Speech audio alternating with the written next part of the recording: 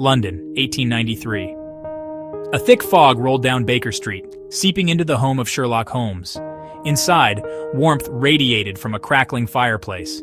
Gaslight flickered, illuminating the faces of those gathered. Tonight was the unveiling of Elias Thorne's latest masterpiece, a portrait of his beautiful young wife, Eleanor.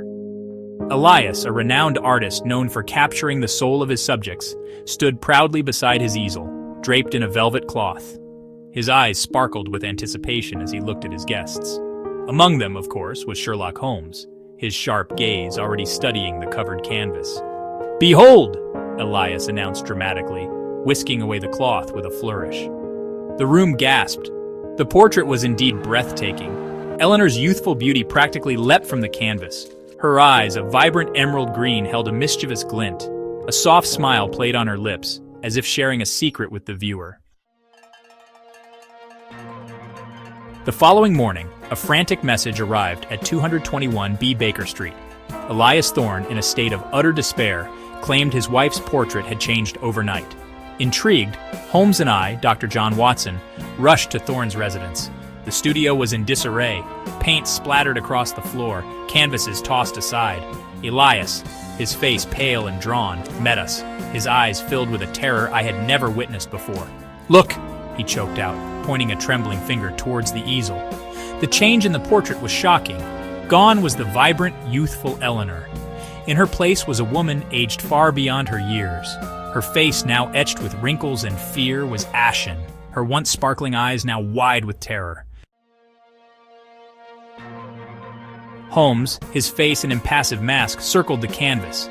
He examined the brushstrokes, the paint itself, searching for any sign of tampering. "Tell me, Mr. Thorne, did anyone else have access to the studio last night?" Elias, his voice barely above a whisper, shook his head. "No, no one. I locked the studio myself before retiring for the evening." "And your wife, where is she this morning?" Holmes pressed, his eyes narrowed in thought. "Gone," Elias whispered, his voice breaking. She disappeared last night, vanished without a trace." The following morning, a chilling discovery awaited us. Elias Thorne, along with the terrifying portrait of his wife, had vanished. The studio was empty, save for a single paintbrush lying on the floor.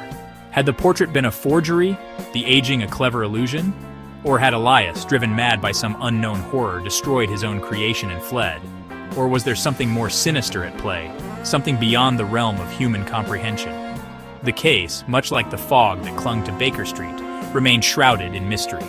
We never discovered the truth behind the portrait that aged overnight, nor the fate of Elias and Eleanor Thorne. Their disappearance, a chilling reminder that even in the heart of London, some secrets remain forever hidden. Be warned, dear reader, for some mysteries are best left unsolved.